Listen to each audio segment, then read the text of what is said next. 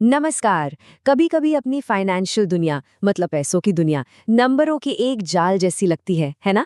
प्रतिशत, ब्याज, ईएमआई, ये शब्द सुनाई तो हर जगह देते हैं। तो आज चलिए इसी जाल को सुलझाते हैं और उस गणित को समझते हैं जो हमारे हर फाइनेंशियल फैसले के पीछे काम करता है। अच्छा, हम सब लोन, इन्वेस्टमेंट, टैक्स ये सारे शब्द रोज सुनते हैं। पर सवाल ये है कि क्या हम सच में जानते हैं कि ये सब काम कैसे करते हैं? सुनने में तो ये सब बहुत मुश्किल लगता है, पर असल में इनके पीछे कुछ बहुत ही सिंपल रूल्स छिपे हुए हैं।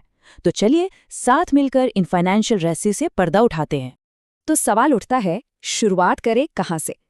चलिए शुरू करते हैं एक बहुत ही बेसिक लेकिन पावरफुल चीज से। परसेंटेज यानी प्रतिशत। समझिए ये पैसे की भाषा है, और एक बार भाषा आ गई तो पूरी कहानी समझना कितना आसान हो जाता है ना? तो ये प्रतिशत आखिर है क्या? देखिए, जब भी हम कहते हैं परसेंटेज तो इसका सीधा सा मतलब है 100 में से कितना। ये एक यूनिवर्सल तरीका है जिससे हम अलग-अलग चीजों को कंपेयर कर सकते हैं, उनकी तुलना कर सकते हैं। अब चाहे वो एग्जाम के मार्क्स हों या फिर सेल में मिलने वाला डिस्काउंट, परसेंटेज हर चीज को एक ही स्केल पर ले आता है।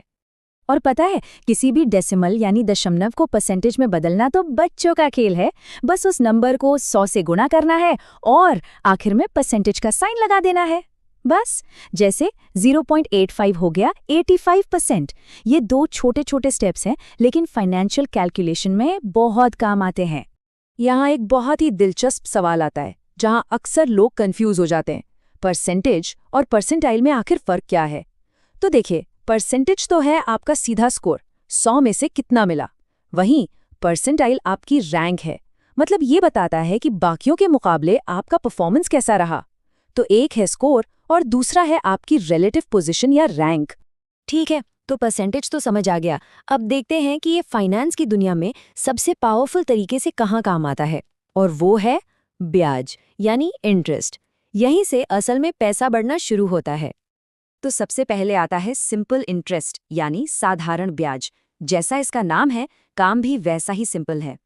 इसमें इंटरेस्ट सिर्फ आपकी शुरुआती रकम, जिसे हम प्रिंसिपल या मूलधन कहते हैं, उसी पर लगता है। हर साल आपको एक जैसा ही ब्याज मिलेगा। ये बिल्कुल सीधा सा हिसाब है, भरोसेमंद है। लेकिन असली जादू यहाँ नहीं है। और फिर आता है असली गेम चेंजर, कंपाउंड इंटरेस्ट यानी चक्रवृद्धि ब्याज। कुछ लोग तो इसे दुनिया का 8वां अजूबा भी कहते हैं। और क्यों न कहें, यहाँ आपको सिर्फ अपनी प्रिंसिपल पर नहीं, बल्कि अब तक कमाए गए ब्याज पर भी ब्याज मिलता है। ये बिल्कुल एक स्नोबॉल की तरह है, जो शुरू तो छोटा होता है पर लुढ़कते लुढ़कते बहुत बड़ा हो जाता है। इस टेबल में इसका मैजिक साफ साफ दिखता है। 1 लाख रुपए के इन्वेस्टमेंट को ही देख लीजिए। पहले साल में कोई फर्क नहीं, सिंपल और कंपाउंड दोनों बराबर हैं। लेकिन बस 5 साल में ही देखिए, कंपाउंड इंटरेस्ट से लगभग 7,000 रुपए ज्यादा मिलते हैं। अब जरा सोचिए, यही पैसा 20 या 30 साल के लिए छोड़ दिया जाए तो ये फर्क कितना कितना ज्यादा होगा। यही है कंपाउंडिंग की असली पावर। तो हमने ये तो देख लिया कि इंटरेस्ट पैसा कैसे बढ़ाता है, पर सिक्के का दूसरा पहलू भी तो है।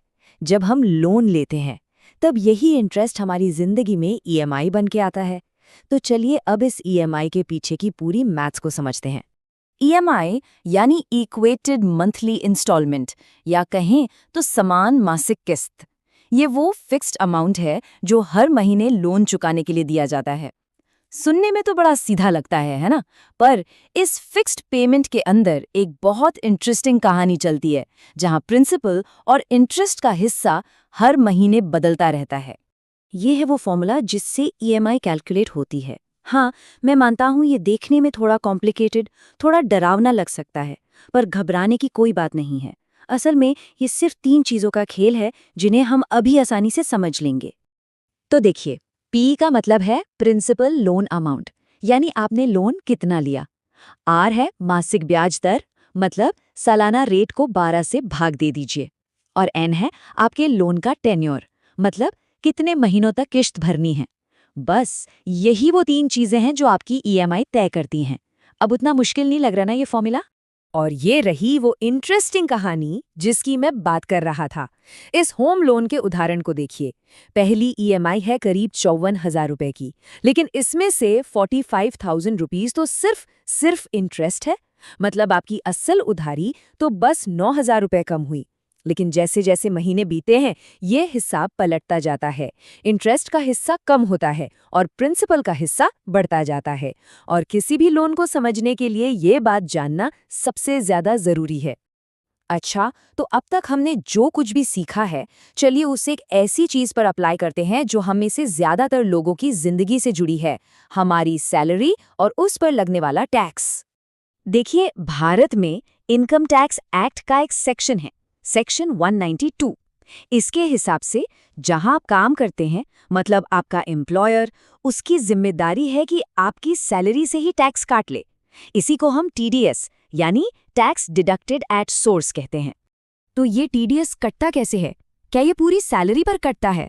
नहीं, पहले आपकी ग्रॉस सैलरी में से कुछ डिडक्शंस यानी कटौतियां होती हैं, जैसे कि स्टैंडर्ड डिडक्शन या फिर सेक्शन 80C के तहत जो इन्वेस्टमेंट किए हैं वो। ये सब घटाने के बाद जो अमाउंट बचता है उसे कहते हैं टैक्सेबल इनकम, और टैक्स सिर्फ इसी बची हुई रकम पर लगता है।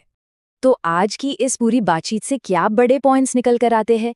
पहली बात, परसेंटेज वो भाषा है जिसमें पैसा बात करता है। दूसरी, कंपाउंड इंटरेस्ट आपके पैसे को बढ़ाने वाला सबसे पावरफुल इंजन है। तीसरी, ईएमआई की कहानी ये है कि शुरुआत में बैंक का ब्याज ज्यादा चुकता है, आपका असली लोन कम। और सबसे जरूरी बात, इन सब कैलकुलेशंस को समझना कोई मैथ्स का एग्जाम पास करना नहीं है, बल्कि ये अपने फाइनेंशियल फ्यूचर को अपने हाथ में लेने का एक तरीका है। तो अब आखिरी सवाल, इन नंबरों के पीछे का खेल समझने के बाद अगला फाइनेंशियल फैसला कैसे लिया जाएगा?